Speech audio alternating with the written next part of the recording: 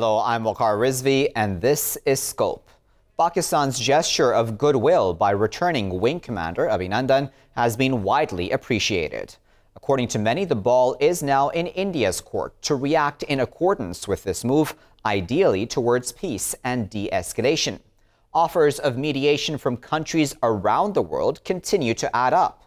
Instead of reciprocating with a similar gesture, there are reports of escalation along the line of control by Indian forces. What happens next? And will India move towards peace? To discuss all of that a bit further, we're joined now by Professor Ashok Swain, who is a professor of peace and conflict research at Uppsala University in Sweden, and he's joining us from Sweden itself. And of course, we're also joined by retired General Javed Ashraf Qazi, who is a defense analyst as well. He is joining us from the Pakistani capital, Islamabad. Thank you both for joining us. Ashok, I wanted to start with you. What do you make of Abhinandan's release into India? I think in a normal circumstances, the release of Abhinandan would have been leading to a peace process or some kind of way of calming down the conflict and starting certain process of normalizing the relationship. But I think at this point of time, I don't see that coming. Let me explain why. Because the process of the Modi government of India taking that unusual or unprecedented step of airstrike was not, as I have been keep on saying, was not for the any kind of. It was less on Pulwama attack, but it was more on Indian politics because Indian election is coming, and I think. At this point, after Pakistan released Abhinandan, and at this point of time, politically, it doesn't really suit Narendra Modi to go to election on that plank. So he needs to find certain ways to convince his voters that he had an upper hand in while dealing with Pakistan. But he doesn't have an upper hand now. So I think in that. At this point of time, I don't see it's coming. There will be increasing tension or some kind of maybe another strike by Modi government before the election. Let me put that point then, Ashok, as you made there, to General Qazi. General Qazi, do you agree with that? Do you think that Modi finds himself in a corner? He wants, as Ashok there said, the upper hand. He needs the upper hand, at least politically, to show his own constituency, his own voting base going into these elections? Modi needs something in order to win the election. At present, he has been discredited. He is having a minus mark against him. He doesn't like that because with this, in the election, probably he would have a setback with all the other parties uniting against him. Some of the videos are now, some of the audios are now viral, which are showing that the BJP leaders talking amongst themselves that we need some action against Pakistan as a aid to our elections. And that's exactly what Modi did. As far as the release of the pilot is concerned, again, I agree that in normal circumstances, it would have been appreciated as a good gesture. And Imran said so, that it is a peace gesture. But Modi's speech lately, in which he said that so far we have only launched a pilot project. The main project is still to be launched. So that means he is going to come in for something big, something much bigger. Although as Imran said, that you can start a war, but you can't know, you do not know where it would lead you to. How will it end? How the ladder of escalation, once you start on it, then it may go to any extent. And that is the fear, that is the worry. Many other countries are also worried about it, and they are trying to talk to Modi not to do it. But I think Modi, his political life is at stake. And therefore, we must expect that Modi is going to do something bigger than the present artillery shelling that he is doing along the line of control. Ashok, I'm glad General Qazi there brought the international context, because that's important, isn't it, Ashok? We have had mediation offers by at least Russia, Jordan, the UAE, even China, and we know the United Nations has also offered to mediate. Do you think that India will at some point have no choice but to also respond to those mediation offers? Because, I mean, internationally, this would look bad on India, will it not, to not now return, this favor of gesture of peace? This is becoming more becoming interesting, as I think, because when Abhinandan was released, or Abhinandan, when Imran Khan declared in the Pakistan's parliament that he is going to release him, that is the time the BJP and the Modi's parties put a lot of media statements saying that because pressure, Pakistan is releasing the pilot. So in some sense, they accepted that they have gone to some kind of international community to put pressure, to ask Imran Khan to release it. But then there was also certain kind of opinion that are we now accepting international mediation to on the India-Pakistan issue? That means Kashmir. So in a sense, Modi will be caught again on a wrong foot if it really now accept to receive or to go for any kind of acceptance of international mediation. So I think at this point of time, there will be no official use of any other party coming over and mediating. As I mentioned, the election is the key. And after the election, if Modi wins, which is a big question mark, if Modi wins, there is a possibility that some other international actors might come in to really make things progressing. But I don't see at this point of time of India officially adopting or accepting an international mediation under Modi government. I wonder what you make of that then, General Qazi, because that would be for the international community, would it not? I mean, can the international community just sit by and just, through India's government being silent on offers of mediation of this sort? Well, I think for Modi, his re-election is more important than going to the international mediation. And I think he would be quite prepared if some countries are annoyed or upset for his not accepting their mediation. He's going to prolong this confrontation. He's going to come in for something bigger, something tangible, something which shows tangible results, which he can then boast of having achieved before he goes into elections. And it's a pity because one doesn't know what the outcome would be. The entire subcontinent could be thrown into fire, virtually, because Pakistan will retaliate. It has been made very clear. For every action, there will be a reaction, and therefore the things will go on escalating. We are at a very dangerous trend, at a very dangerous corner at this time. And the whole thing lies in the hands of Modi, because Imran is ready to offer any gesture that is expected. He has offered that he is ready to work on the dossier that India has given. If there is anything tangible to work on, they would do it. And if banning some people are required or picking them up is required, I think Pakistan will be quite prepared to do that. But is Modi really interested? That is the point. And that is where the doubts come in, because to him, election is the most important item. And what sort of election is he going to fight? And if the war starts, there will be no election anyway. And maybe that suits Modi. So unfortunately, we have a madman at the helm of affairs in India. And that's how it is. Ashok, I wonder then, people like you who advocate for peace between the nations, of course, and around the world, Ashok, and others within India, there are voices now rising, Ashok, as you well know, of course, that they're asking for introspection of sorts about what has occurred over these past number of days vis-a-vis Indian actions and anti-Pakistan hysteria in that country, etc. Do you think those voices will continue to rise? Do you think that the government is willing to look once again at the policies that it has, the Modi government that is, and reevaluate them?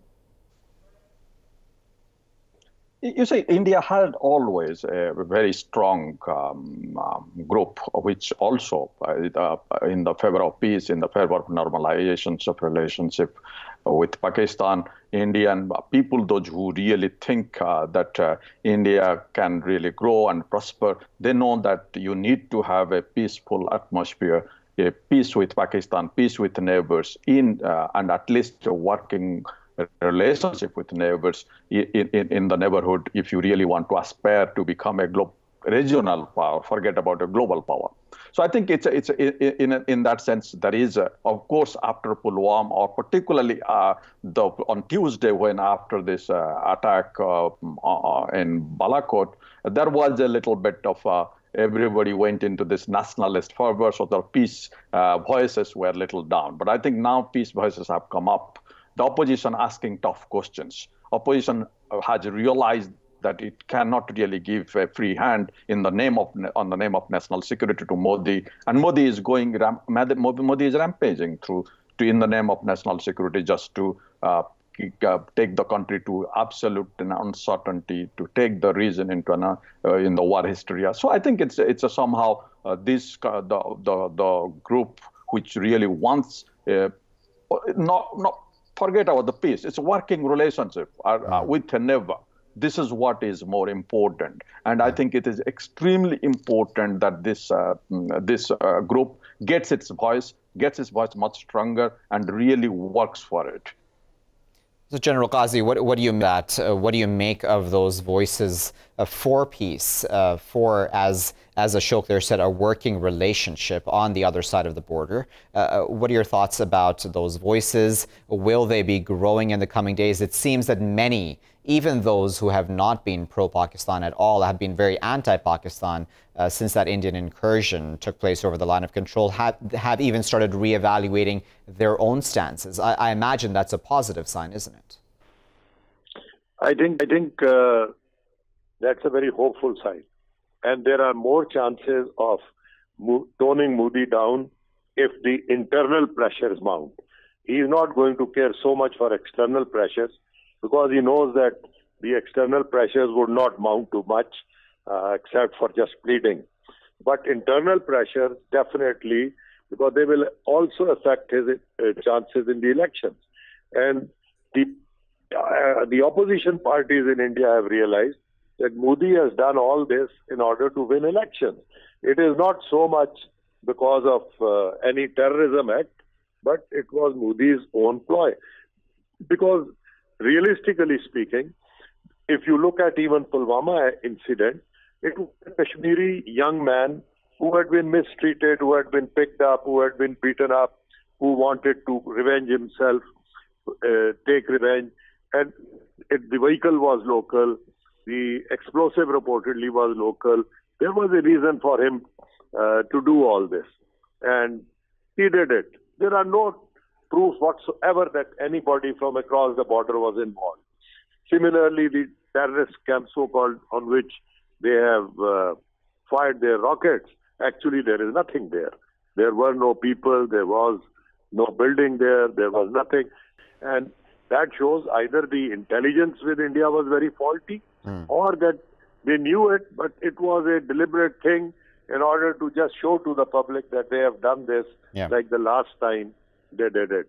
But this time, Pakistan decided that enough is enough. We are not going to let them keep coming into our borders.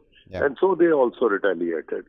But having done that, Pakistan wanted peace. And they offered peace. And they tried to show it also in the gesture of releasing the pilot. But the opposition parties in India and the media in India, they will have to play a role to tone down. Indeed. And on that point of media, it's an important one, General Qazi. I wanted to add another voice conversation. We're now joined by retired Air Marshal Shahid Latif, who is also a defense analyst, and he is also joining us now from Islamabad. Air Marshal Latif, thank you for joining us here in the scope to discuss this situation. What do you make, Mr. Latif, of the situation now that we have Pakistan has handed back Wing Commander Abhinandan. What happens next, do you think, now that the ball is in India's court? Look, first of all, the returning of the pilot or handing over the pilot to the Indian side is certainly a goodwill gesture, and it is certainly aimed at achieving peace and kind of compelling India to look at de-escalation very seriously. Pakistan is not interested in escalation at all, and we are making an all-out effort to de-escalate the present crisis situation. But it certainly depends on India now, in the sense that the hype was created by India. The action of aggression was taken by India. So starting from Pulwama onwards, we have seen the way Indian government and Indian media has been behaving. They tried to blame Pakistan for everything that was fake and false. And certainly we were quiet. We were only trying to fight our case and defend our position by saying that if you have any evidence, come forward and we will investigate the matter. We will hold a proper inquiry. Yeah. But that kind of evidence obviously wasn't with them. And so what could they share with us? But having said that, we went ahead and said that if you come up with some aggression, then we will retaliate. And our Prime Minister had said this categorically, that in retaliation there will be no thinking. It will be immediate, and it will be a complete retaliation with full force. Yep. So they perhaps didn't understand the message, or they took it lightly. Sure enough, as they took the first step of aggression when we saw on 26th, perhaps they did not imagine that Pakistan would retaliate. And that day, if you saw, once again there was a hype, and the whole media and the government itself was talking nothing but warmongering. And that is what we saw. Indeed, sure, and in fact, if you allow me, Mr. Latif, and for the other guests and the viewers' sake as well, we actually have a clip of Indian media, and in this clip is an interesting one. I want to play it, and then I wanted to get Ashok's reaction and our other guests' reaction to it as well. Let's play that clip now. It's regarding fake news overall. Let's watch that. Pakistani F-16 and how the Indian Air Force knows this is an F-16 is because if you see this part, and Abhijit can explain it to us, it's the exact same part coming straight out of an F-16 fighter aircraft. This is what Pakistan is trying to lie about, and that second lie also caught and exposed, Abhijit. So I don't think that's entirely accurate. That part is actually a MiG-21 part because the engine that's being shown out there is a GE F-100. The Pakistanis use the Pratt & Whitney. So the Pratt & Whitney actually has a diamond pattern, so it can't either be the engine cowling there, nor can it be the ribs that hold the engine, because the F-16's interior looks very different to that. All right, just an example, of course, of some of those discussions that occurred on Indian media, and this quite clearly the expert pointing out that that is not, in fact, the part of an F-16 as India has claimed. Ashok, I wonder what you make of how Indian media has acted throughout this time. What is your opinion on that? Indian media, actually, what Modi is doing, that was expected. But what Indian media is doing, it was actually unexpected. Because Indian media, being in the media of such a large country with, 70 or 72 years of a democratic system, needs to behave responsibly. It has absolutely gone on a warmongering mode. The way, if you look at it, some of even the TV anchors coming to a state TV studio wearing military uniform.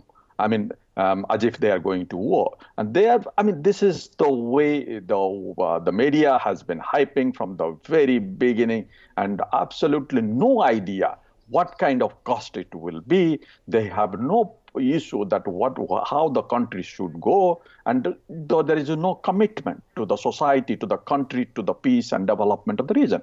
So it's absolutely, they're going for their own TRP, what they call it, and is in a sense there is a competition of nationalism, or I would say hyper nationalism, without putting their minds in the Indian media houses, most of the Indian media houses.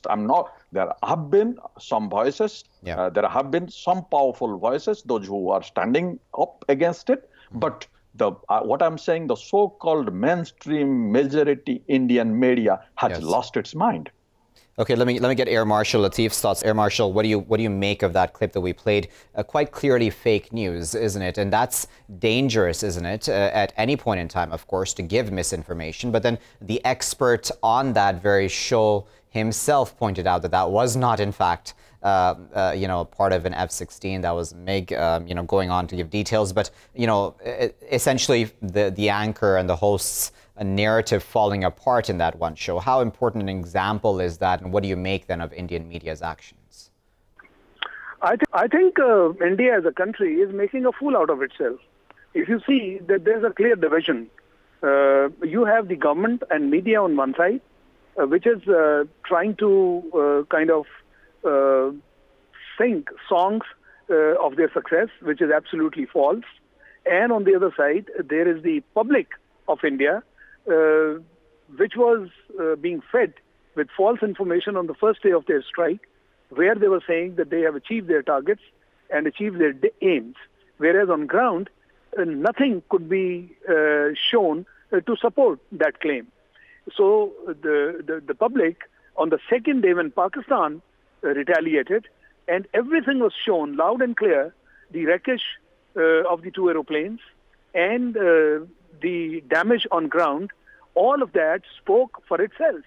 So there is a clear contrast.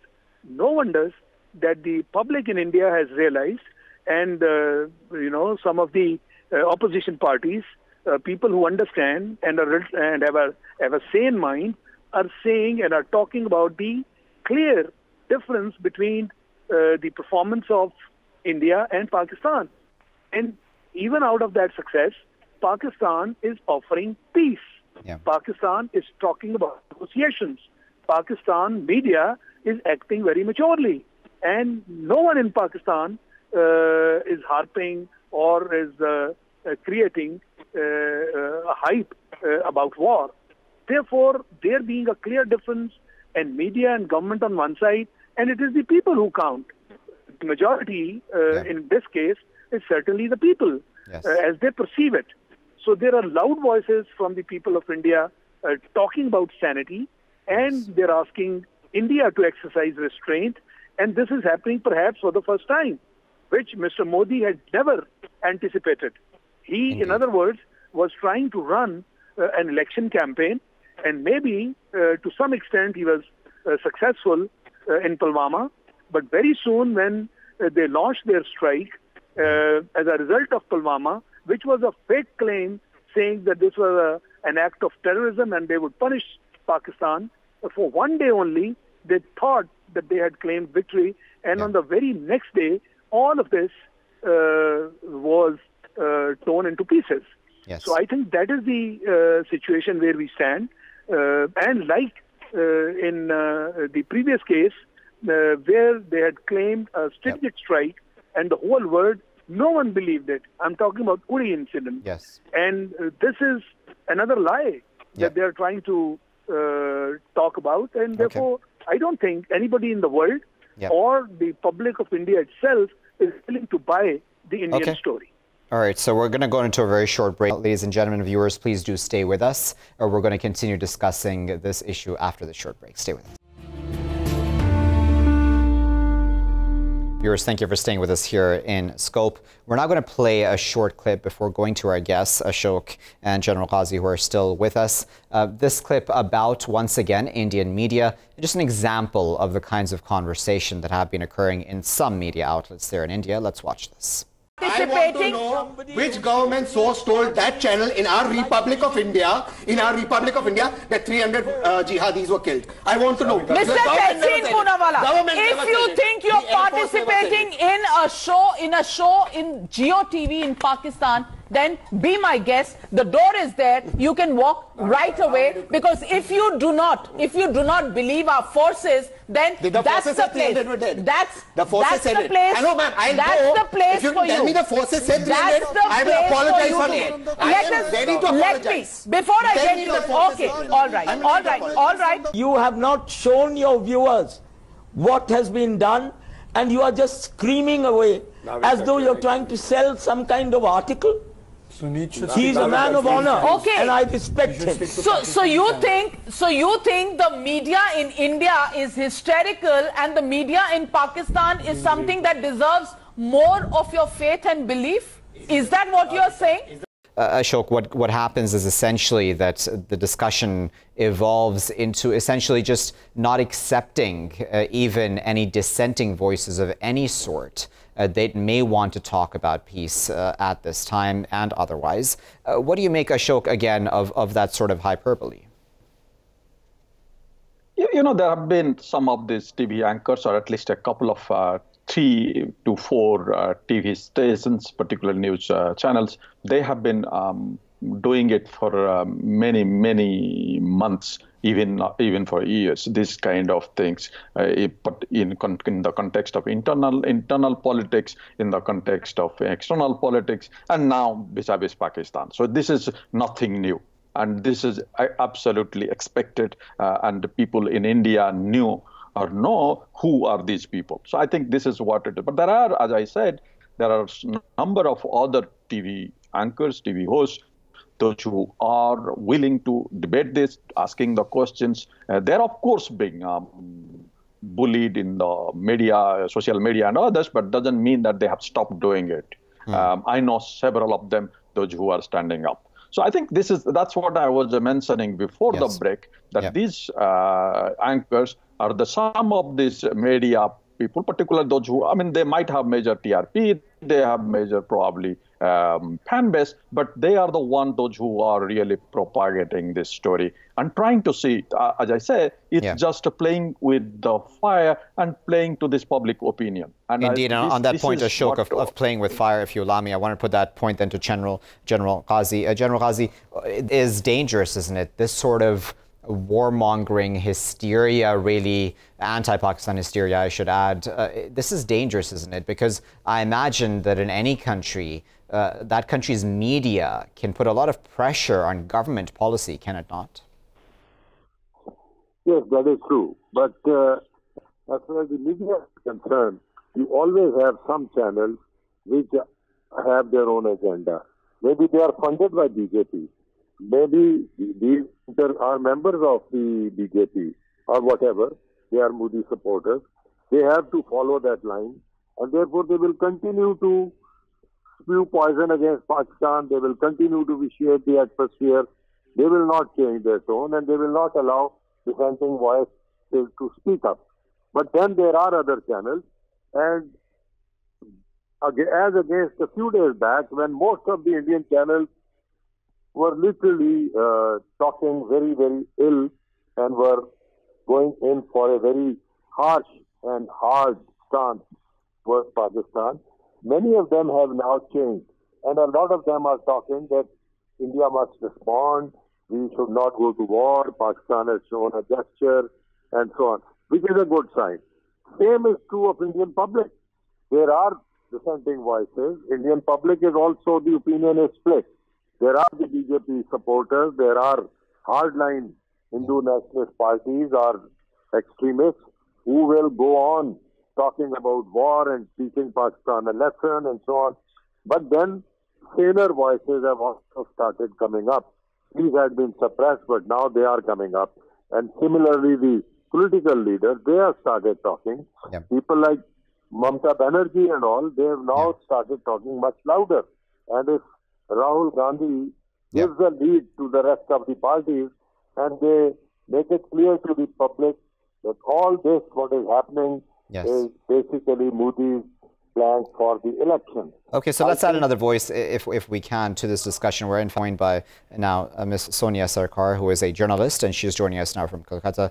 Sonia, thank you for taking your time out of a busy schedule to speak to us here in Scope at Indus News. Sonia, what do you make of how Indian media has acted in these days, the kind of hysteria and hyperbole and saber rattling we've seen on the part of some members of the media. It seems that even from what I've understood and what we've observed from social media and otherwise, that even Indians are tired of that sort of hate mongering, aren't they? Yes, absolutely. And as this gentleman before, before me who was speaking and said that, yes, it's all divided, right? There's one section which believes in warmongering. There's one section which believes in hating Pakistan. And, they actually don't understand that there's a difference between government and people. And it is not just about Pakistan. It is also about people in India here. I mean, it is, they don't understand that there's a difference between Indian state, okay, and Indian people. So when they say that they love their country, they actually, they love that government. They don't understand. They feel that when you have to say that, oh, I love India and therefore I must hate Pakistan, they actually, somewhere, they end up loving the government. So they have not learned to question the government. There are some very relevant questions which not only political parties in opposition should ask, but also people, the taxpayers, must question the state. So there is a problem there. So the day we learn as taxpayers to ask questions, you'll see a lot of this hate mongering, a lot of this war mongering against Pakistan, etc., would actually end up eventually. But that's the problem, A. Secondly, of course, there's a section of media which would always like to cater to the state, whatever the state may say. The Ministry of External Affairs reporters, the Foreign Affairs reporters are the spokespersons of the state in some way. And it is not just about Pakistan, I'm telling you, that's how they're conditioned, that if they're covering a certain conflict, or international conflict, or line of control, or or war, quote unquote, they have to follow the line of the government. That's I would say, what a pathetic media training that they have got. But when we talk about this section, we must also focus on another section of sane, objective reporters who are asking the right questions. And please do not think that media is all about television channels. There are news websites, there are newspapers, and they are asking relevant questions. But you would always find this divide. I'm sure even in Pakistan you have seen the divide. We also saw some weird videos of anchors, saying things which we often see, a section of anchors saying against Pakistan. They were saying against India. So Sonia, I do apologize. I don't want to cut you off, but just because we have just under a minute and a half left, I wanted to, in fact, stick with you, Sonia, and give you the final word, if I may. Do you think, Sonia, that in general, if we were to talk about media ethics and how media works in really any country around the world, but especially in democracies such as India or otherwise, do you believe that media needs to be extremely responsible in the way it functions, considering it can not only affect public opinion, but obviously also add pressure on how government itself may act going forward?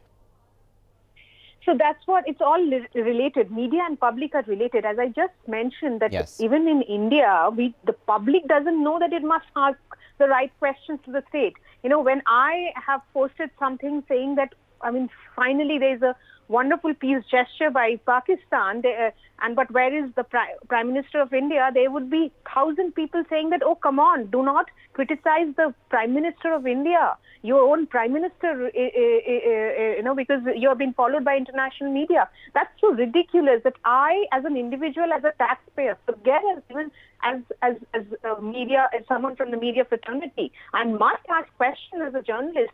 And even as a public, we must ask questions. That conditioning we do not have. So, of course, who should take the lead then? The media should take the lead. Media should say that, okay, these are the questions which need to be answered.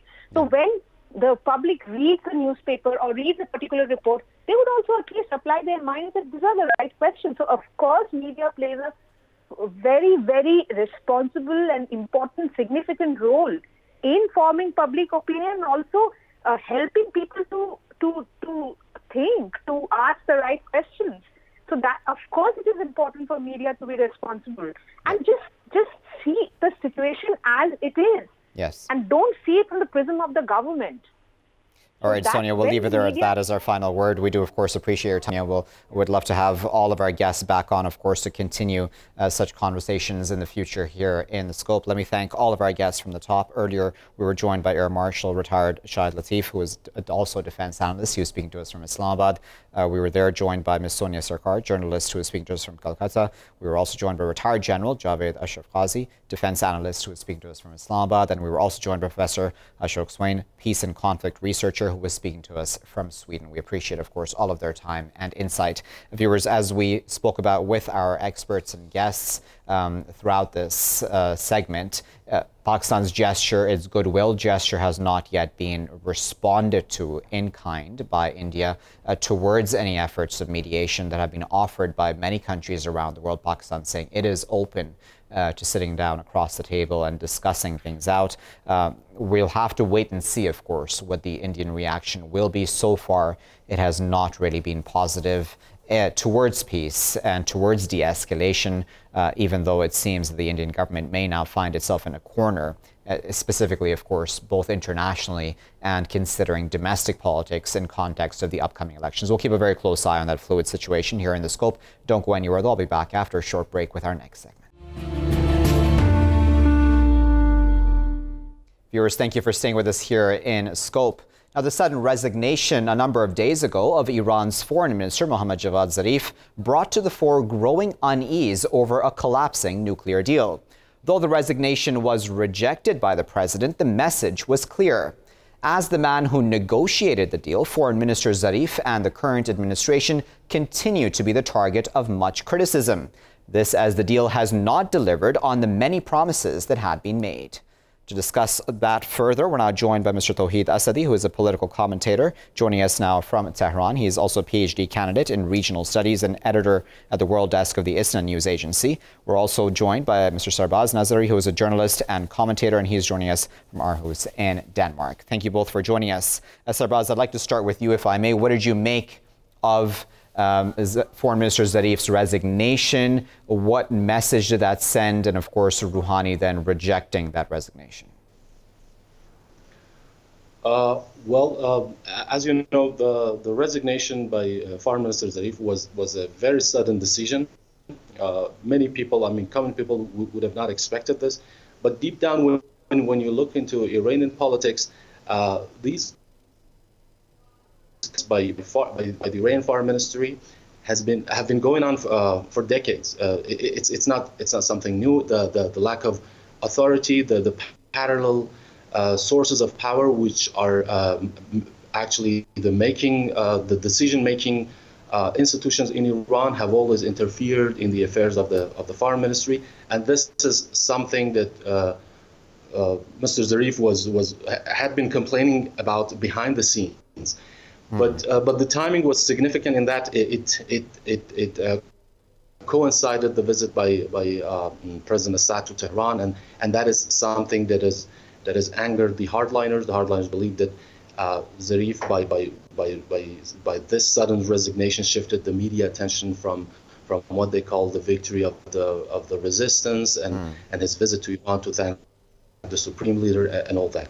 But the message was quite clear. Zarif is seeking more authority, more integrity for the foreign ministry, but the level, whether he has been successful in doing so, it's something that only time will tell us. Tohid, what do you think of Zarif's resignation and the fact that he is still the foreign minister? Is this infighting because of the nuclear deal, or did this have to do with Assad's visit? Did this have to do with the lack of power that Zarif might have felt? What do you make of this? Well, I think due to its very complex and intricate nature, foreign policy has got so many challenges, and I'm sure you understand it, Javad, and the person with the same name as that of yours, Foreign Minister Javad Zarif, would understand it as well. So back to your question, I think it's kind of situation in which Foreign Minister Zarif is located. And if we want to understand it, we shouldn't take a look at different elements at work. First of all, as you said, it is a very clear indicative of the fact that there are some pressures. But then again, I kind of disagree with your previous guest, because maybe it should be taken into account as an indicative to international players, showing that this rhetoric of balance and this rhetoric of negotiation is about to, experience kind of change. So people out there should be kind of cautious to see that here there is an opportunity for further talks. And then it is another indicative of the very fact that Iran is kind of fed up with this situation, in which it has a strong commitment throughout this framework, and at the same time we see that the West is not committed to its commitments based upon JCPOA.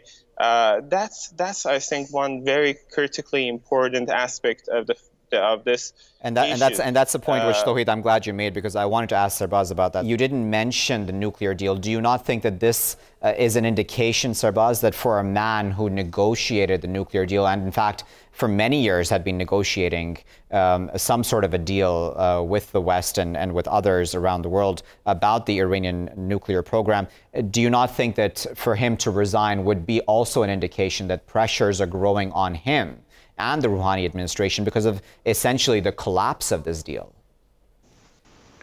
Well, that is absolutely undeniable. But what I see here as the main factor, the driving force behind his resignation is the internal rift within the political elite in Iran. Well, there is no denial about the fact that Zarif has been under pressure, especially after the U.S. pullout from the JCPOA and the lack of commitment from the Europeans, that their delay in the launch of the mechanism, the financial mechanism. But what I see here is the internal conflict that exists in the system. But what Zarif did is not something to be used as a pressure tool against the Europeans to make them follow their commitment. That's not the primary goal behind Zarif's resignation. He needs to bring on board the Iranian hardliners, especially for the ratification of the two FATF-related bills, which are hanging in the balance at the moment, and the fate of those two bills is now at the hands of somehow, to a great extent, at the hands of the ultra-conservatives in Iran, and the future is quite unclear. In a way, Zarif's resignation was kind of is being used as some pressure tool to convince them, to tell them that it's the priority for the Iranian politics at the moment, and if they don't want the collapse of the economic system in Iran, they have no other choice but to ratify those two bills. Okay, Tohid, I'll give you the final word. Tohid, do you think that what Zarif did through his resignation has made President Rouhani look a bit weaker as well? Because obviously, as I mentioned, Tohid, and as you mentioned as well, the nuclear deal is an important factor in all of this. It has not delivered on the economic promises, even which we remember Foreign Minister Zarif made about sanctions. That has not become the reality for Iranians. Is Rouhani weaker now?